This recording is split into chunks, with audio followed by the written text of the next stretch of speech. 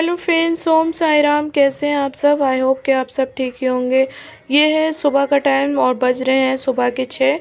और आगरा से बस जो आई थी जिसमें हम लोग आए थे वो हरिद्वार बस स्टैंड पे आ चुकी थी। हम लोग हरिद्वार पहुंच चुके थे और ऋषिकेश पहुंचना हमें बाकी था। तो दोपहर में हम थोड़ा सा आराम किए। आराम करने के बाद में मैं शाम को आई थी शॉप पे। इस शॉप की साफ़ सफाई करनी थी। बहुत ज़्यादा धूल मिट्टी हो रही थी, बहुत ज़्यादा गंदी हो रही थी। बहन आई थी छोटी, आप लोग देख सकते हैं, इसे दिख रही है शीशे में। और जेठानी की छोटी बेटी आई थी। हम लोग आए थे शॉप पे तो साफ़ सफाई सोचा कर देते हैं। सुबह से अगले दिन से मैं शॉप पे यहाँ बैठूँगी। और क्या हुआ था आगरा में क्या नहीं मायके में, आगे वीडियो बने रही है, मैं आप लोगों को बताती हूँ। और गाइस ये मेरा 2 दिन का ब्लॉग है, जिस दिन मैं आई हूँ उस दिन का और उसके अगले दिन का ब्लॉग है ये। हेलो फ्रेंड्स, ओम साई राम। कैसे हैं आप सब? आई होप कि मेरी यूट्यूब फैमिली एकदम स्वस्थ होगी, मस्त होगी, अपने कामों में बहुत ही ज़्यादा व्यस्त होगी। और गाइस मैं भी बहुत अच्छी हूँ। और आप लोग सोच रहे होंगे कि उर्मिला जी का ब्लॉग क्यों नहीं आ रहा। मैंने कोई अपडेट नहीं दिया 1 महीने से, क्योंकि मैं आप लोगों को नहीं बता पाई थी।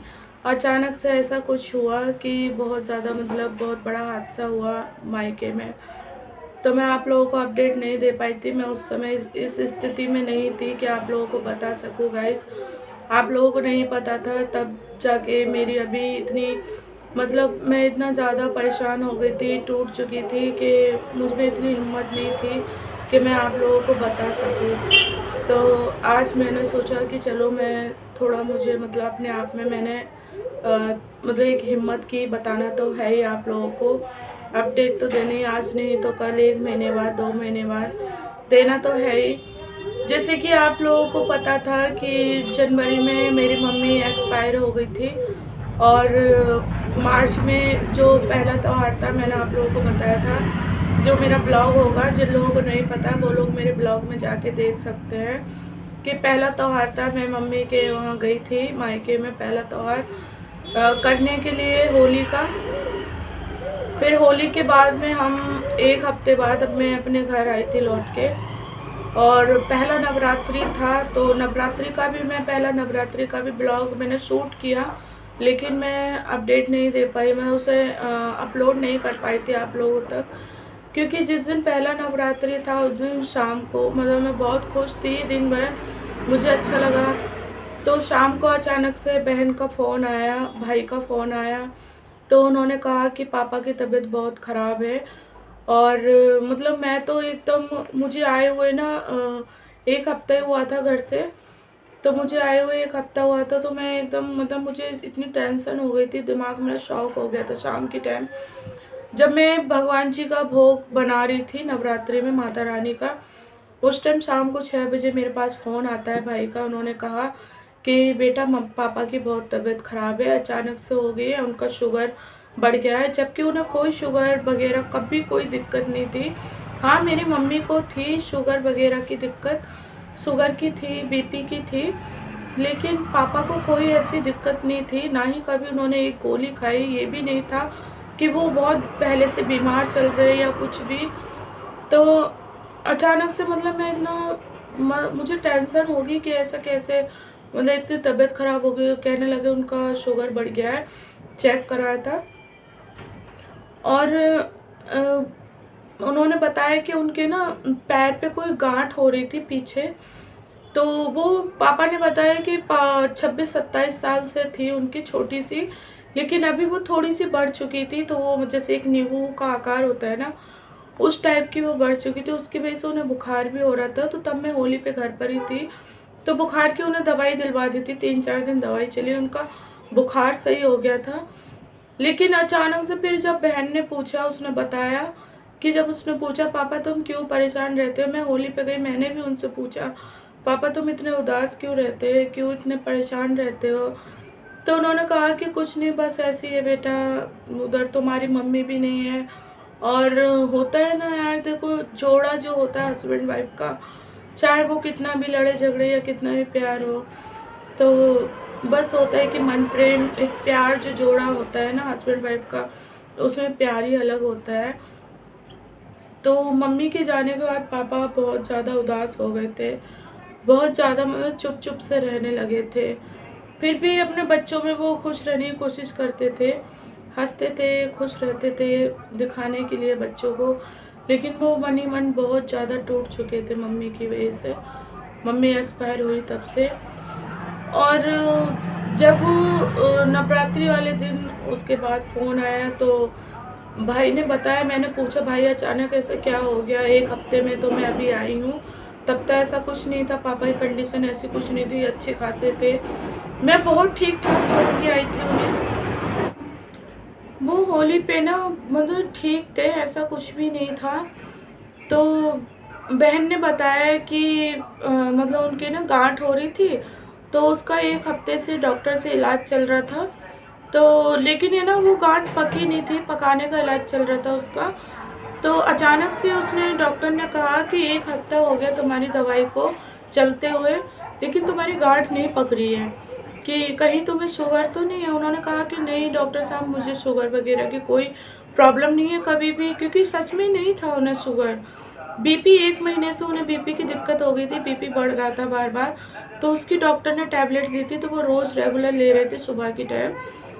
लेकिन शुगर का ऐसा कुछ नहीं हमें अंदाज़ा था, घर वालों को कुछ नहीं पता था। तब डॉक्टर ने कहा कि शुगर एक बार चेक करवाओ, तो उन्हीं डॉक्टर ने अपना मतलब क्लिनिक से भैया को बुलाया और उनका शुगर चेक करवाया, तो उनका शुगर 315 निकला।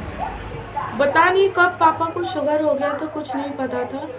315 शुगर होने के बाद में सब लोग शॉक हो गए, और पापा को 2 दिन से बता रहे थे घर वाले कि 2 दिन से 2 रात 2 दिन चैन नहीं आ रहा था। मतलब वो खाना भी छोड़ गए थे, थोड़ा बहुत खाना खा रहे थे और बेचैन हो रहे थे बहुत ज़्यादा। उन्हें नींद नहीं आ रही थी, पूरी रात पूरा दिन ऐसे बेचैन थे। जब उनका शुगर चेक कराया 315 आया, तो घर वालों को भी बहुत टेंशन हुई और उनको सांस लेने में दिक्कत हो रही थी। तो जिस दिन पहला नवरात्रि था उस दिन मेरे पास फ़ोन आया था, तो बताया। तो मतलब मैं बहुत टेंशन में हो गई थी। मैं उस दिन का ब्लॉग भी नहीं आप लोगों को तक दे पाई थी, आप लोगों तक अपलोड नहीं कर पाई थी, इसीलिए इतने दिन हो गए मुझे ब्लॉगिंग ना करते हुए। फिर उसी दिन जिस दिन पहला नवरात्रि था उस दिन पापा को एडमिट कर दिया। पहले मतलब प्राइवेट हॉस्पिटल में लेके गए उन्हें दिखाने के लिए। तो उन्होंने कहा कि जब देखा, उनकी जांच करी, उन्होंने कहा इनका शुगर बहुत ज़्यादा हाई है, और ऊपर से जो गांठ थी ना, जो पकने की दवा चल रही थी, तो उसका गांठ का जो है ना मुंह नहीं बना था, वो पकी नहीं थी, अंदर ही अंदर है ना उनके पैर में सेप्टिक हो गया था। उनको ना मतलब सेप्टिक फैल गया था उनके पैर में बहुत ज़्यादा। तो जब प्राइवेट हॉस्पिटल में उन्हें उसी दिन ले जाया गया, तो उन्होंने कहा इनका बहुत सेप्टिक फैल गया है और इन्हें ना सरकारी हॉस्पिटल में एडमिट कर दो, एसएन हॉस्पिटल में, जो कि हमारे आगरा में है एसएन हॉस्पिटल, अगर आप लोग जानते हो तो वहाँ के लिए उन्हें रेफ़र कर दिया था। तो हमने सरकारी हॉस्पिटल में मतलब घर वालों ने एडमिट कर दिया उसी रात। उन्होंने कोई लापरवाही नहीं की, और घर में रखते तो होता है ना, लोग कहते हैं कि घर में ही बाप को मार दिया, हॉस्पिटल नहीं लेके गए। तो उनको ले गए थे हॉस्पिटल, तो वहाँ पे रात भर उनका ट्रीटमेंट चला, चेकअप हुए। तो उनका सेप्टिक बहुत तेज़ी से फैल गया था अचानक से, और पैर में बहुत सेप्टिक हो गया। तो और उनका शुगर भी बहुत ज़्यादा था। उनके ट्रीटमेंट चला और उनके पेट में जो शुगर के इंजेक्शन लगते हैं वो भी लगे, लेकिन वो ना अपने मतलब मुंह पे ना ऑक्सीजन नहीं लगाने दे रहे थे, क्योंकि उनको ना घबराहट होती थी। जिस इंसान ने एक गोली नहीं खाई कभी अपने जीवन में, और अचानक उसे पता चले कि ऐसा हो गया उसके साथ में, तो वो बहुत घबरा रहे थे, कह रहे थे मुझे घर ले चलो।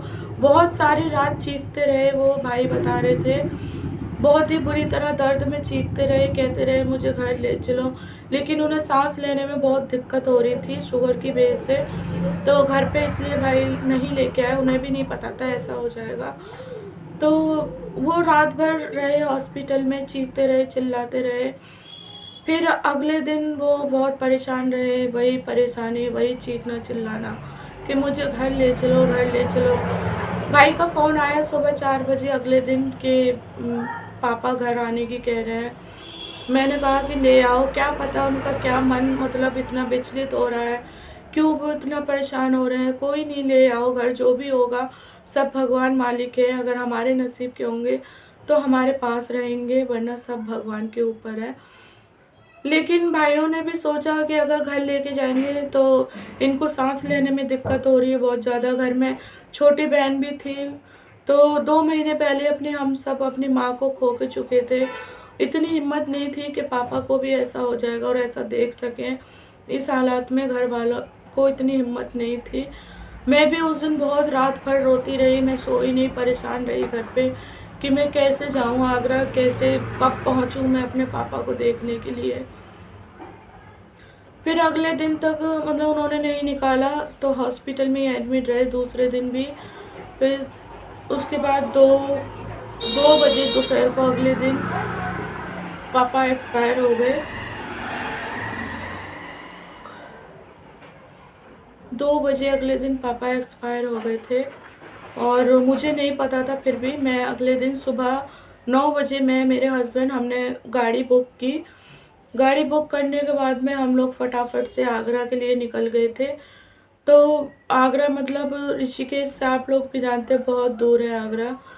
तो मेरे मन में बस मैं रोती गई सारे रास्ते, यही सोचती रही भगवान बस मेरे पापा कैसे भी करके ठीक हो जाए, क्योंकि मेरे हस्बैंड जी ने नहीं बताया था कि पापा अगले दिन दोपहर में 2 बजे एक्सपायर हो गए। मुझे बिल्कुल भी नहीं अंदाजा था।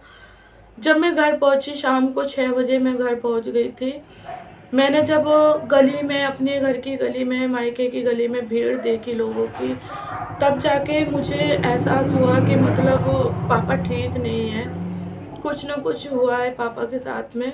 और वो लोग दोपहर को 2-2:30 बजे 2-3 बजे घर ले आए थे पापा को। तो जब मुझे पता चला कि पापा अब इस दुनिया में नहीं रहे हैं, तो मतलब मानो मुझे बहुत बड़ा शॉक लगा था कि इतनी टेंशन, मतलब मुझे नहीं लग रहा था, मैं सोच ही नहीं सकती थी कि ऐसा भी हो जाएगा। ऐसा कैसे हो गया, मतलब बहुत ज़्यादा मुझे टेंशन हुई देख के। मैं अपना संतुलन खो बैठी थी कि ये क्या हो गया।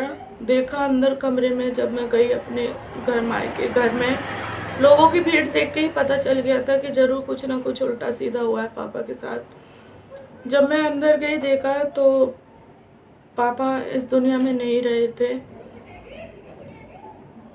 अब उसके बाद में मैं क्या बताऊँ, मैं इस हालात में नहीं थी कि मैं खुद को संभाल सकूँ, क्योंकि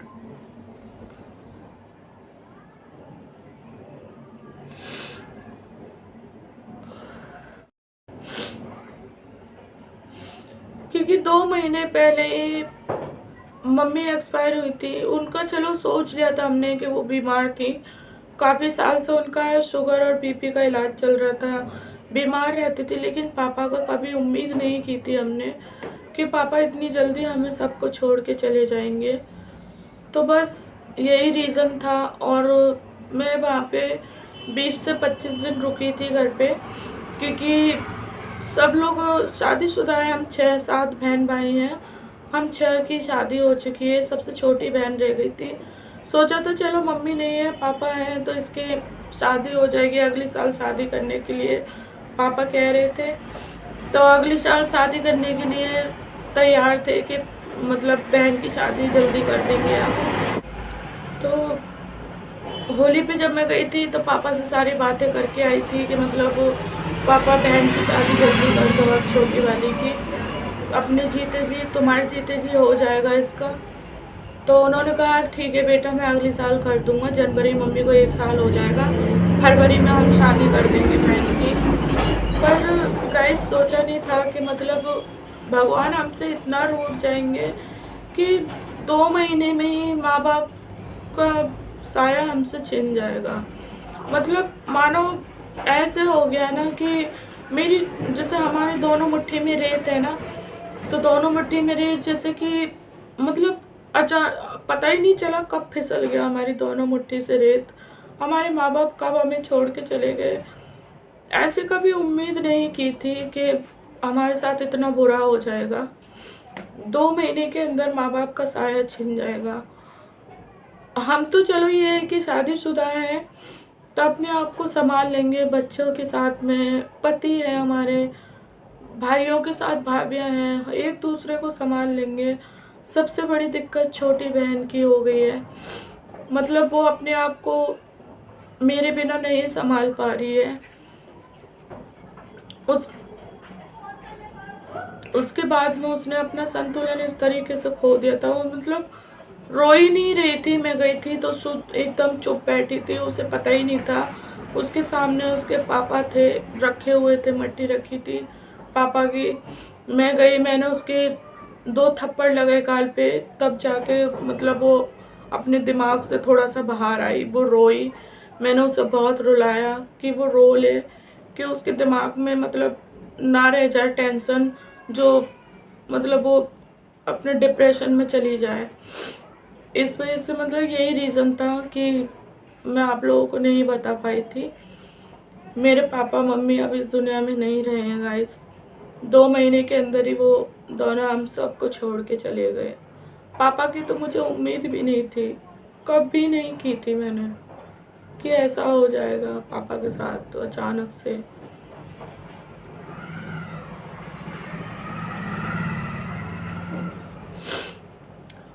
अब बस भगवान से यही प्रार्थना करती हूँ कि वो जहाँ भी हैं, जैसे भी हैं, खुश रहें, उनकी आत्माओं को शांति दे भगवान, माँ बाप की आत्माओं को शांति मिले। और जब भी हम अगला जन्म लें तो हमें ऐसे ही माँ बाप मिले, इतना प्यार करने वाले, इतनी केयर करने वाले। कभी हमने अपने माँ बाप से गाली नहीं सुनी, कभी उनके 2 थप्पड़ नहीं खाए। इतने अच्छे माँ बाप भगवान सबको दे। और अभी मेरी छोटी बहन है तो वो मतलब उसका मन नहीं लगा वहाँ पे, घर पे कह रही थी मैं नहीं रह पाऊँगी, मैं भी पापा मम्मी के पास चली जाऊँगी अगर मैं यहाँ रही तो। उसका बिल्कुल भी मन नहीं लग रहा था। आप लोग समझ सकते हैं कि एक कुंवारी लड़की और उसके माँ बाप का साया 2 महीने में ही दोनों का छिन जाए तो वो कैसे रह सकती है, कैसे जी सकती है। तो वो नहीं रही थी। मैं 20 से 25 दिन के बाद अपने घर आई थी और पापा के जाने के बाद मैं बहुत मतलब मेरी बेटी बहुत बीमार हो गई थी, नीहू, उसको बुखार हो गया था। हफ्ते 10 दिन तो मैं उसके चक्कर में बहुत परेशान रही। और जब वो ठीक हुई, मैंने कई डॉक्टरों पे दवाई कराई, जब वो ठीक हुई तो उसके बाद मैं बीमार हो गई थी बहुत ज़्यादा।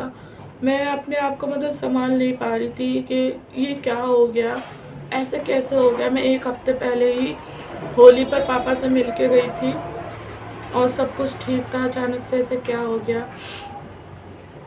फिर 20-25 दिन के बाद मैं अपने अभी घर आ चुकी हूँ और शॉप पे भी मैं आज मुझे दूसरा दिन है आए हुए। मैंने सोचा आप लोगों को अपडेट दे देना चाहिए क्योंकि मैं एक ब्लॉगर हूँ और मुझे ब्लॉगिंग करना, चाहे खुशी हो दुख हो, ब्लॉगिंग करना हमारा फ़र्ज़ बनता है। आप लोगों को बताना, यूट्यूब फैमिली को बताना मेरा फ़र्ज़ बनता है। आज मुझे मतलब हिम्मत हुई, मैंने सोचा चलो आज आप लोगों को बता देती हूँ। और छोटी बहन भी मेरे साथ आई है, मैं आप लोगों को ज़रूर मिलाऊंगी। और बस गाइस मुझे इतनी मतलब हिम्मत दीजिएगा आप लोग कि मैं हिम्मत कर सकूं और अपनी छोटी बहन की हिम्मत बन सकूं। मैं उसके माँ बाप की कमी पूरी तो नहीं कर सकती, लेकिन कोशिश करूँगी कि उसे खुश रख सकूँ। जब तक वो यहाँ है, उसकी शादी नहीं हो जाती, चाहे वो अपने घर रहे या मेरे पास रहे, कहीं भी रहे, बस उसे इतनी हिम्मत मैं दूँ, इतना प्यार दूँ कि वो अपने माँ बाप को इतना याद ना करे। मतलब मैं उसकी हिम्मत बनूँ और वो मेरे साथ है। मैं आप लोगों को ज़रूर मिलाऊंगी और अब से मेरे डेली के ब्लॉग आएंगे क्योंकि मेरी हिम्मत नहीं हो रही थी कि कैसे मैं कैमरे पे आऊँ और कैसे मैं आप लोगों को बताऊँ कि 2 महीने में हमारे साथ इतना बुरा हो चुका है। कभी जो सोचा भी नहीं था वो हो चुका है। तो गाइस चलिए मैं आप लोगों को बहन से भी मिल पाऊँगी वो अभी मेरे साथ ही आई हुई है और मैं शॉप पर आई हूँ, वो घर पर है, आज वो आई नहीं है। तो यही बताना चाहती थी। और प्लीज़ आप लोग दुआ कीजिएगा कि मैं अपनी बहन के लिए मतलब कुछ कर सकूं, उसकी हिम्मत बन सकूं, उसे खुश रखूं, ज़्यादा से ज़्यादा उसे खुश रखने की कोशिश कर रही हूं मैं और कर सकूं। तो बस गाइस, अपने ब्लॉग को मैं यहीं एंड करती हूँ। आप लोगों को अपडेट देना था तो इसलिए मैं कैमरे पर आई हिम्मत करके। अभी भी मेरे अंदर इतनी हिम्मत नहीं है कि मैं आप लोगों को मतलब बता सकती थी, लेकिन बताना बहुत ज़रूरी था। और गाइस बस इतनी ही प्रे कीजिएगा कि मेरे माँ बाप की आत्मा को शांति मिले, भगवान उनको खुश रखे, वो जहाँ भी है उनको खुश रखे, उनकी आत्मा खुश रखे, उनकी आत्मा को शांति मिले। तो चलिए फ्रेंड्स, मैं अपने ब्लॉग को यही एंड करती हूँ और अब मैं आप लोगों को मिलूँगी एक नए ब्लॉग में, और अब से मैं डेली के ब्लॉग डालूँगी। तो तब तक के लिए bye friends, love you, take care. क्या लाए हैं पापा? खोल के तो देखो। क्या लाए हैं? खोल के तो देखो। तो बताओ तो सही, क्या लाए हैं? पिज़्ज़ा। क्या? Pizza? Oh my God, oh my God, pizza लाए हैं नीमू के पापा। दो पिज़्ज़ा। इसको बाद में खोलेंगे, ठीक है? पापा आएंगे ना, खाएंगे तब। मम्मा इसी में होगा, देखो।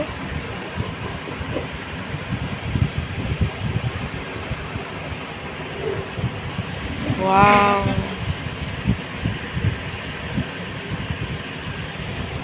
वाव नीमू, पिज़्ज़ा। मम्मा चम्मच से खोल के देखो। मुझे इसमें से चम्मच देना। तो गाइस, ये लाए हैं नीमू के पापा पिज़्ज़ा हम सब के लिए 2 डब्बे। ये पिज़्ज़ा नहीं है, ये ट्यूटोरियल बोलते हैं इसे, लेकिन ये बहुत ही टेस्टी लगता है खाने में, और हमें ये पसंद है, नीमू को भी, मुझे भी। मम्मा